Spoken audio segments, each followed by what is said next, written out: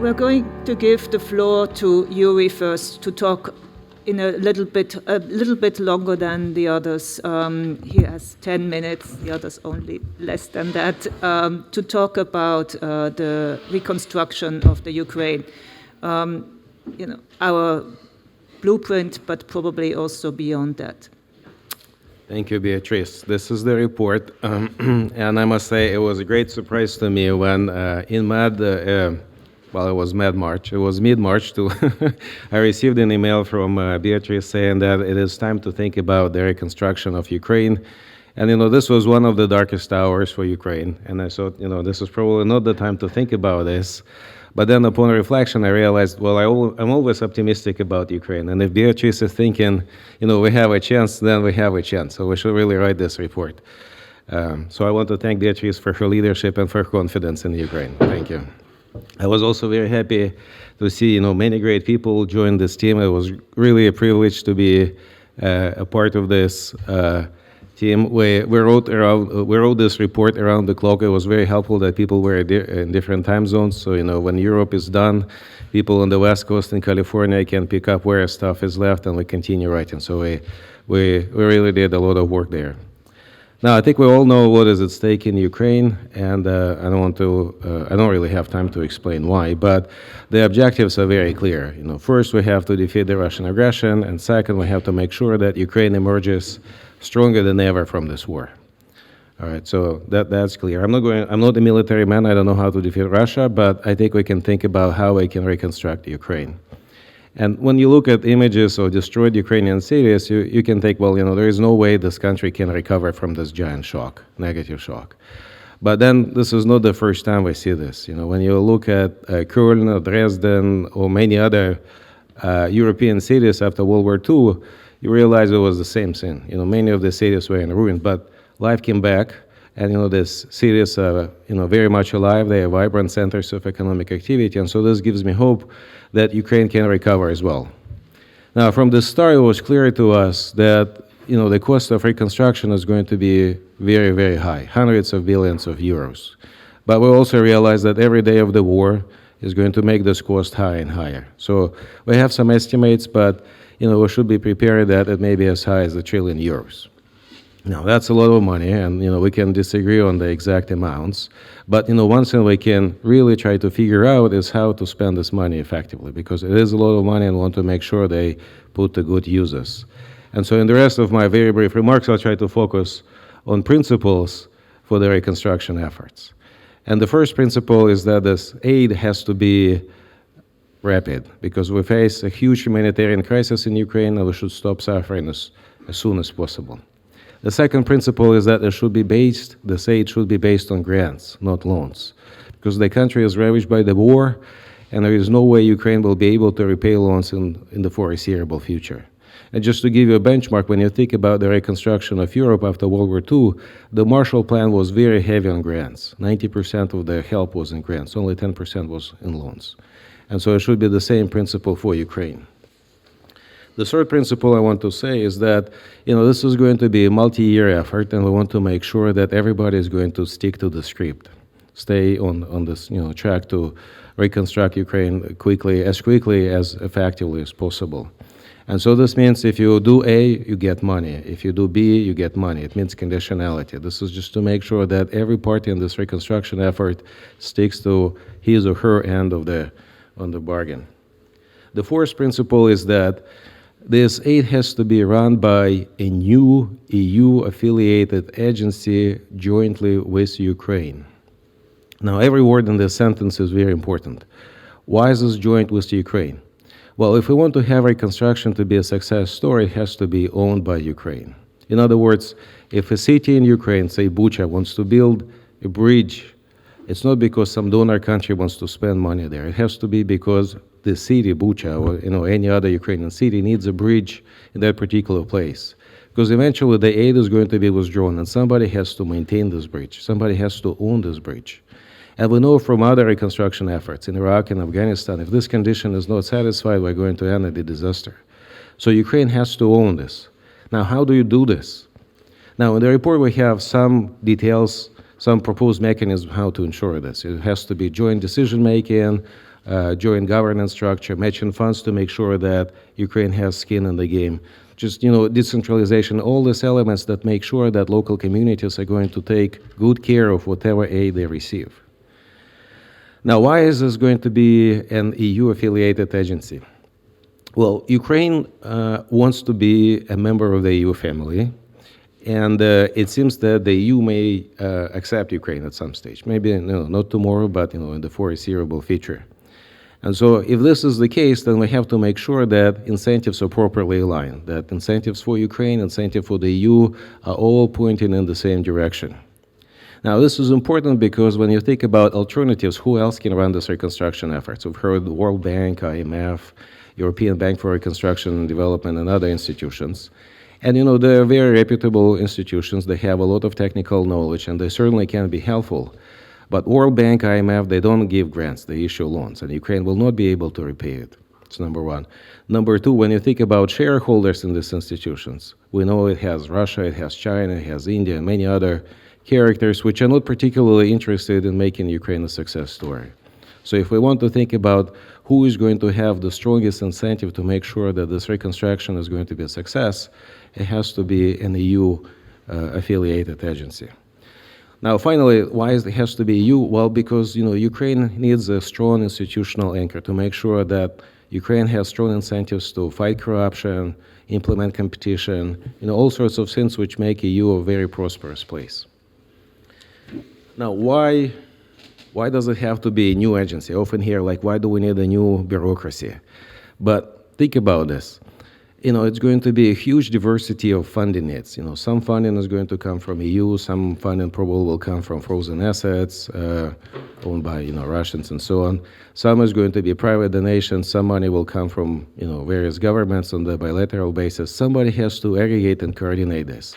Also, the diversity of needs in Ukraine is astronomical. You have, one need in one city, another need in another city. Somebody has to aggregate this information, process this, and somehow come up with various funding schemes. There is nothing in the EU that is going to run this program. Right? There is no committee or anything like this that is really designed to run this. It has to be a new committee. And also, if we use history as a precedent, think about the Marshall Plan. It established the Economic Cooperation Agency. It was separate from the Treasury Department. It was separate from the State Department. It was a standalone institution. Why? Well, because we wanted to minimize political pressure, we wanted to minimize bureaucracy, red tape, mission drift, all sorts of things which can kind of model the reconstruction efforts. It was also a great way to attract, highly motivated people, somebody who deeply cares about Ukraine, the European Union, and so on. It also will maximize flexibility because the environment is going to be highly uncertain and fluid. We don't know what Ukraine will need next year, in 2 years, or in 5 years. And so it is important to allow this agency to operate kind of in a separate environment. Now, the final thing I want to emphasize is that this reconstruction effort is not just about restoring Ukraine to the way it was on February 23rd, right? Ukraine had Soviet-era infrastructure, technology, institutions. We don't need to go back to that state, right? We should use this tragic war as an opportunity to modernize the country. Think about this. Whole cities will have to be rebuilt. Think about Mariupol. We don't need to go back to this, Soviet buildings. We can have modern green technologies to make sure that the infrastructure is going to be energy efficient. We can use these green technologies. By doing this, we can also make Ukraine less energy dependent on Russia. So we can kill two birds with one stone. Now, this is not just physical infrastructure. We can also use this as an opportunity to upgrade soft infrastructure, institutions, something that will bring Ukraine closer to the EU standards. And this is very important. It's not just hardware, it's also software, so to say. And so in a way, this is a unique opportunity to give Ukraine a chance to leapfrog in terms of institutions, technology, and infrastructure. Now, I don't want to take a lot of time, but I want to conclude here by saying that there is a saying that it takes a village to raise a child. It's almost certainly true. Will take a global village, or at least the European part of that village, to help Ukraine rise from the ashes of this war. And it's a huge job, but we can do it. And frankly, we will have to do it, because if we want to make Europe a safe and prosperous place again, we have to make sure that Ukraine is a safe and prosperous place as well. Thank you.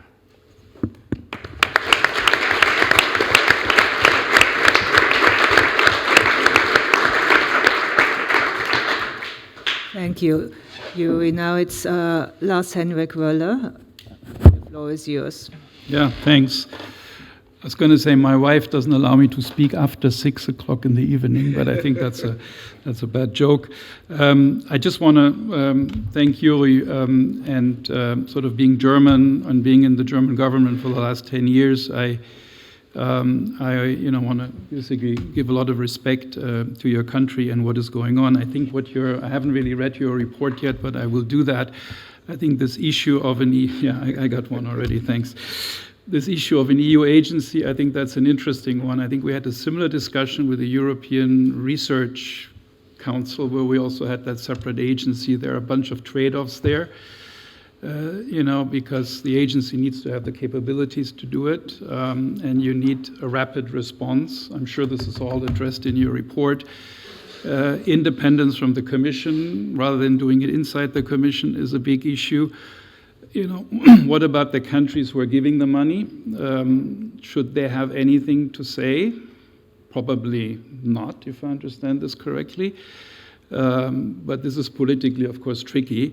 The whole conditionality issue is a big issue, as you said, and I think in Ukraine this is a fundamental issue, if I may say that from the outside. I mean, you're much closer to that country than I am, but having discussed many economic plans with various governments over the last 10 years in the Ukraine, and we did try to help economically, as well as in the energy field, by the way. I think that's very, very important, and I think the skin in the game. So within those parameters, I think we need to think, or those responsible now, which doesn't include me obviously anymore, have to think very quickly about how to do this right. But I think this is obviously very, very important and is key in terms of making the Ukraine come out as a winner from all of this. And I think that's a very important statement. There's a big debate in my country, should Russia not lose the country, but should Ukraine not be actually a winner?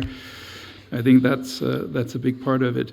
I was actually asked not to talk about this, but to talk about, but I'll make it very short because I know that others will have more important things to say, talk about the consequences of all of that, even though that's probably a little bit too early, on Europe and the world. I mean, that's what it says in here. And I want to really say that the most important thing is, of course, what's going on right now in the Ukraine, and that we end this war. And I think in the short run, three things are very important. Unity. I think we had a reasonably successful European Council, even though there's some criticism on that. Looking also at the European Parliament here. The other one is sanctions and weapons, and there we're in the big discussion on oil and gas, which my country is in a very difficult position, also because of what we did the last years. And I want to get into who's to blame on that, but clearly that has consequences, and we need to work on that. And we need to reduce the energy dependency. I think these are three short-run things. In terms of the long run, let me just make two remarks. One on Europe, which concerns me a little bit, and that is, that's related to this talk about dependency. And I think there's a lot of talk that sort of economics is being trumped by foreign policy, security policy, and defense policy. And if you talk to politicians, they just talk about that all the time. And as an economist, you do get worried about this. We used to have, Donald Trump, who used national security to put tariffs on Canadian steel, which Mr. Trudeau, for example, felt very emotional about because Canadians died with Americans in Second World War, and now he uses national security. And that's there. We have a bunch of policy instruments, a screening device, where we disallow investment in Europe based on national security. So we have that, and I was always a big fan of using it. It's not very well defined. The Americans have that too, by the way, the CFIUS, where they disallow investment in their country, also based on national security, very black box approach. But now all of that is going to become much stronger. So we're going to have this dependency discussion, which is right. We need to have that. We're going to have security. We're finally doing more on defense, my country. By the way, my party was always in big favor of doing that, but we couldn't do it before, which doesn't count in politics. It only counts what you do and not what you cannot do. But I think those issues will lead us more into, and Europe is very gung-ho about that, including the parliament. We have the screening, we have an anti-subsidy law, we have a procurement law, we have anti-coercion. So where Europe is getting tough and flexing its muscle vis-à-vis the rest of the world, and I think this is good in a certain way. At the same time, we want to do things more to be independent. And a lot of these passive instruments, I call them passive ones, I think they're getting a lot of mileage. And I'm just worried about that this goes too far, because politics goes in waves. We had the masks in Germany, we didn't have enough, then the government got involved and we had too many.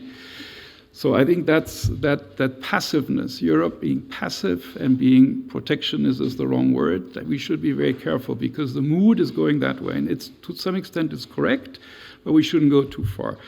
We should rather do the active side, and that is, for example, think about diversification rather than only sovereignty. I know this is a favorite term of president of this country, and he's right, of course, but I think that we should go in the other way. We have lots of trade deals with friends on the table, CETA, Mercosur, which we're not doing. These are friends. This is not China.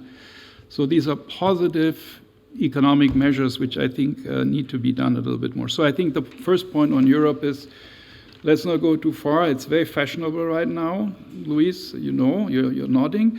And I think the right policy mix there is very important for Europe to be successful in the future. Very last final point, Beatrice, on the global issue, and I think this is even more big, looks a bit galactic here. What I'm saying is that, of course, we're having a G20 coming up. It's going to be very interesting. Germany has a G7 presidency. I think we're moving into a multipolar world, that is clear. But I think this multilateral working together, we need to push it. And I mean, this is something which we've been saying for many, many years. And I think it's even more important. We need to work closer with our very close friends, and you give lots of examples with, I think, the transatlantic, the Trade and Technology Council, which I think is going well, is what I hear from the media. I haven't been involved lately anymore. That's very important. And we should expand that also into other countries, Indonesia, India. I mean, India has been in Brussels and has been in Germany also in the last month. Modi has been there. So I think that's important, and we need to work more with our friends, and we need to enlarge our friends and get them on our side. Final point on China, and I know that this is a very, I think China is extremely important, and we have a triple strategy on China, and we've always had it. We want to cooperate with them in areas where we can, climate. We're competing with them in certain other areas like technology, and we want to call a spade a spade. That was the conclusion of the G7 summit last year in the UK, and basically stand up for our values. And, the criticism is we haven't done that enough in the past. This is my personal view is we've not, but I think we need to follow that strategy, and we need to have a dialogue with China. And I think the pandemic, if you think about the implication, that's my last thought of the pandemic, in China, with the demand side of the pandemic, that's more worrisome for them, I think, for their economic growth than the supply side in China. But if you think about international policy, the fact that leaders haven't been able to meet and talk, I mean, I've been there all the time, 5 hours, where the chancellor met with Xi, which was not orchestrated at all, physically, and telling him, look, that can happen for the last 2 years. So I think the fact that we can't meet each other at the highest level, this may not sound very important here, but I can tell you that, in terms of having progress and understanding each other, that is extremely important. I hope that we'll be able to do that again. So I think dialogue is important, and getting, again, the right policy mix on these very important international developments in the global world, I think is very important. So both messages are, the world is changing dramatically, and much of that is actually good and right, but let's get the policy mix right, and let's not throw the baby out with the bathwater. Thank you. Thank you very much for that, Lars-Hendrik. I also want to take the opportunity to say that Lars-Hendrik, before being for 10 years the main advisor of Angela Merkel herself and her government, he was actually a CEPR program director for many years and extremely active. So he is not only a friend of CEPR, he is an old fellow, and so we are very happy to have him back, and we want to in future do much more in Berlin around the questions of geoeconomics and what the implications are. Over to you now, Lucrezia. Thank you, Beatrice. It's very nice to be here with all friends. And unfortunately, the topic is not a happy one, so that we are asked to talk about what does the crisis change, consequences in all areas. So, I mean, this is my summary view. What does the crisis change? I think the crisis changes everything.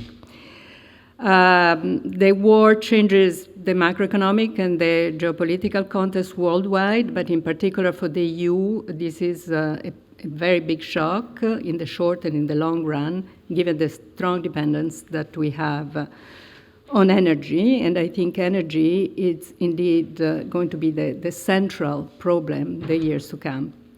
Now, for the EU, this crisis poses in a different form than what happened during the financial crisis and what happened with COVID, the usual dilemma. Should we act together, or to what extent do we need to act together, and is it politically feasible? Are we ready politically to act together or not? And this is compounded by the fact that this crisis hits countries and groups of population within countries in a very heterogeneous way. So there are both short-term and long-term issues. In the short term, I mean, this has been said, this is a big macro shock, and Philippe gave us the ECB view on how big the shock is. You can discuss about the numbers, but there is indeed, the energy shock is a big shock on the real disposable income of the Europeans, and this has implication for the short run outlook. Now, of the several war-related shocks, the bigger one is the energy one, and the effect that will have on real income. Although there are other shocks as well, migrations, military expenditures, and so on. And in the short run, if we think about stabilization, it would require a complex fiscal policy for which there is really no clear, recipes, and then a careful calibration between monetary and fiscal policy. Now, in the long run, this crisis is a wake-up call on the EU energy policy with implication for its geopolitical positions and the Green Deal and the future of the Green Deal. So the energy question is key and also is the Achilles heel of the EU. It is interesting to reflect on the fact that if you look at the historical evidence of why the Industrial Revolution took place in the UK rather than in China, one of the explanations, although I understand that the historians are still discussing about, is the fact that there was accessible deposit of coals near population centers. Now, so energy has always been key, for the competitiveness of nations. And then if we think about how exposed we are today, that you can also think that this will have to be central to the policy discussion. Now, let me say a few more words about stabilization and then on the long-term issues. Fiscal policy. Okay, fiscal policy is an obvious tool because, given the nature of the shocks, it can be more targeted than monetary policies. And fiscal policy at the national levels will have to deal, compensating the losers, the people who are more hit, more dependent on energy consumptions. We know that these effects are quite heterogeneous. And then B, dealing with the transition to independence from Russian gas and oil, but including changing the market structure, because we want to do that in a way that is compatible with the transitions. And this is going to be costly, so the numbers are quite high. The Commission is saying something like 0.7% of GDP. Now, this needing to do that while changing the market structure is the difficult part, because ideally you want to make electricity less dependent on the marginal cost of the generation. You want maybe use transfers rather than price cap or decreasing energy taxes, because you want to avoid, to encourage consumers to use more energy. And then this is internally, and for dealing with Russia, there is the questions of what to do, tariffs or price caps. And from an economic point of view, tariffs is the obvious way to go. But we know, and actually Luis was talking about that during the lunch break, that politically this is going to be very difficult to implement. Now, the other point is that this, since it's going to be costly, part of that will have to be financed with debt. And then the question is, as usual, that, we have high legacy debt coming out of COVID and financial crisis and so on, and we know that this will create tension in the sovereign market without a common an ability to issue common debt as we did in the pandemic. Now, talking to the calibration for monetary and fiscal policy, I don't want to, I don't have time to talk too much, but I find it really difficult to imagine how that the EU can sustain monetary tightening with this big fiscal effort that I just referred to, that will be inevitable. So, and I think that coming back to the last point of Philippe's talk, this, being ready with a PEP-like facility targeting the sovereign debt market spreads is going to become inevitable. So I think that the ECB will be ready for that. They have done it with PEP. It has been very successful during COVID. This is really a financial stability tool more than a monetary policy tool, and more than a traditional monetary policy tool, so stand ready to act. Focusing on the long term now, the question is really the European energy market and, building a new infrastructure, building, market mechanism to ensure clean and cheap energy. And at the same time, we have to, deal with emergency issues. So this will require most likely to enhance the capacity at the federal level to act upon a common energy policy. Now, where are we now? We are definitely not there, so I would be much less optimistic than Lars, because if you look at what the REPowerEU has done, there are very little fresh resources. This is all kind of reusing resources that were already there on the table for COVID. The only new thing is 20 billion from auctioning CO2 ETS allowance. So this is dirty money. Second, it is clear that there will not be a new facility for issuing new common debt as it was done during COVID. And, I don't think that this is in the cards right now. And third, there is a big danger in compromising with the Green Deal, and member states are allowed to finance also oil and gas supplies infrastructure, effectively placing a derogation on the do not significant harm to the Green Deal principle. You can also criticize other things. The new sanction package is announced, but there is delayed implementation, so this doesn't play well with harming the Russians. And, if you look at the national fiscal packages, they are all over the place, okay? They're really not following this being compatible with the transition. And so there is a question of how to make this national fiscal package coherent with where the EU wants to go. Concluding, as with other crises, the EU is confronted with the necessity to act decisively and together, but at the same time, we seem that there is very little capacity, political capacity to do so. It is possible that one way or another we will do what is needed. We always got there one way or another, but this crisis leaves very little slack, since what is at stake is the competitiveness of the EU for the very long run. Thank you very much, Lucrezia. Phil. Okay. You are. Okay, thank you, Not least at all. Thank you, Beatrice. So you asked me to discuss a more short-term issue, but also I think an important one, which is sanctions and the way they can work or not.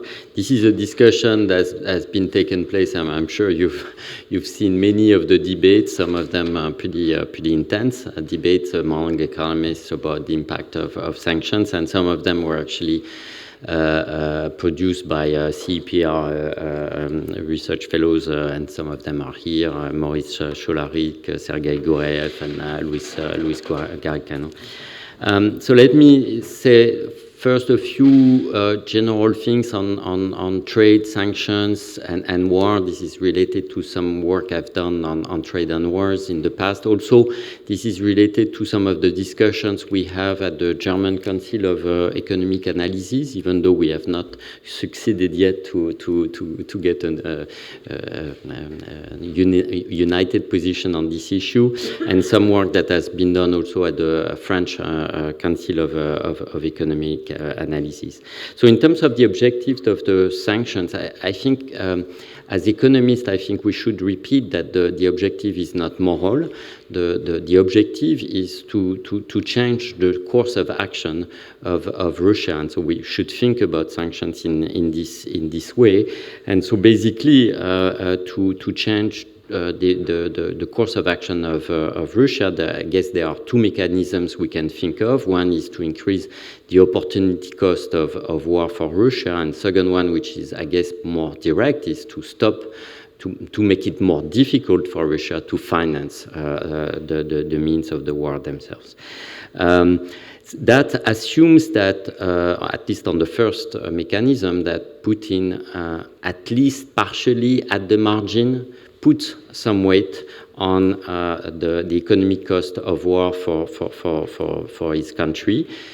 On that, frankly, we have there's a lot of uncertainty, and I have no way to put one way or another. The second one, I guess, is a bit more easy to think that it's kind of a direct mean to have an impact on the war. But we have to admit that there's a lot of uncertainty, and from that point of view, my reading of the empirical literature on sanctions is not super useful to devise or to design sanctions with these types of objectives. So we have to accept that there are many uncertainties linked to the mechanisms of these sanctions and whether they will be effective or not. But we have also to remember that doing nothing has also impacts, and that these impacts are very uncertain too, and that they potentially can also increase the length of the war and therefore the economic cost of the war too. So let me say now a few words on the instruments. There have been several instruments that were discussed, the embargo, the tariff, and the price cap.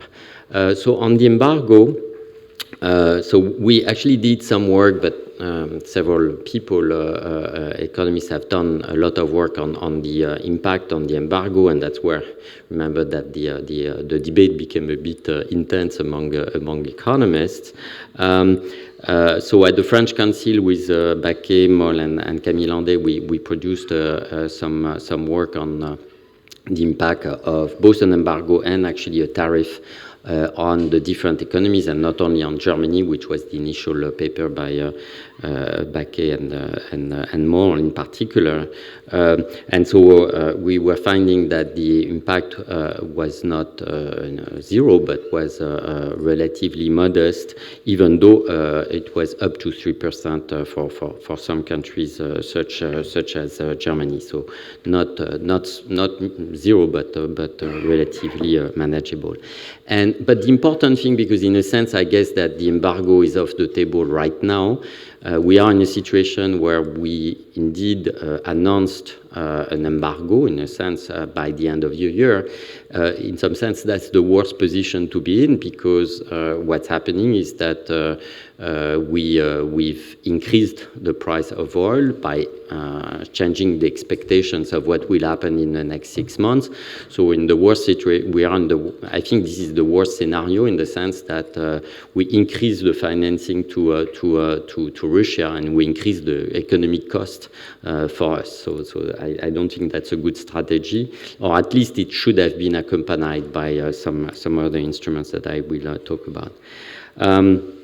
So that's on the embargo, but I guess that for the moment that's not the strategy that is decided, at least right now. Then there's the tariff.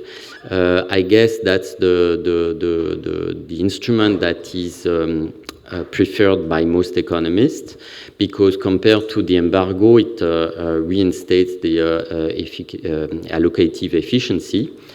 So that's something that is important. And what we were showing in that French Council of Economic Analysis piece is that there's really a non-linear difference between an embargo and a tariff.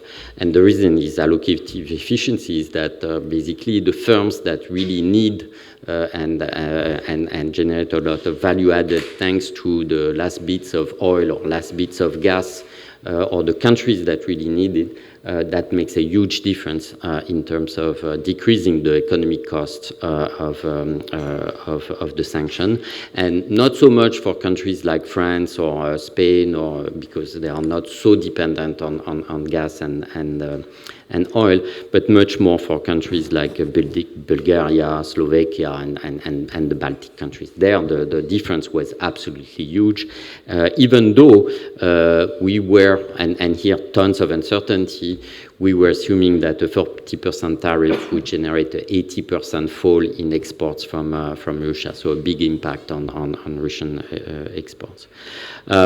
Here the problem, and we had some discussions before this session with some economists, is that, okay, yes, from an economist point of view, the tariff makes a lot of sense. The problem is is selling this to politicians. Some of us have tried, and we know it's a difficult one to say, when the price of oil and gas is super high, we're going to put a tax on it. And of course, we do understand that there's tax incidents, that today oil is selling at a discount of 30%, so we could put a 30% tariff on oil, and potentially nothing much would happen, Russian oil. But that's a very difficult one to sell, obviously. And so last point is on the price cap, and especially on gas. And here, clearly, this is not an orthodox instrument for us. This is generating a lot of inefficient triangles, clearly, and both in the short term and in the long term, potentially. But here, the idea would be that, especially in a situation where you announce that there's going to be an embargo, and therefore you expect prices to increase in the future, a big part of the high price today of gas in particular is related to an expected high expected price in the future, and therefore the price cap, by eliminating this, it has to be credible, of course, but by eliminating this scenario of a very high price in the future, may generate a fall in the price today, even if the price cap is at a relatively high level, meaning more or less the level today, which is 90 euros by megawatt. So that's the reason I would push for that, especially now that we've announced this future embargo. But, and that's my last point, in this case we need to be, and to make it credible, we need to be very clear on the protocol of the rationing, if indeed there is excess demand that is produced by this price cap. And let me stop here. Thank you very much, Philippe. What you didn't clarify, but I think needs clarification, is that there is actually a French Council of Economic Advisors, there's a German Council of Economic Advisors, and there's a Franco-German one too, and that's the one that we were, we are both, that he's actually one of the co-chairs of. Thank you very much.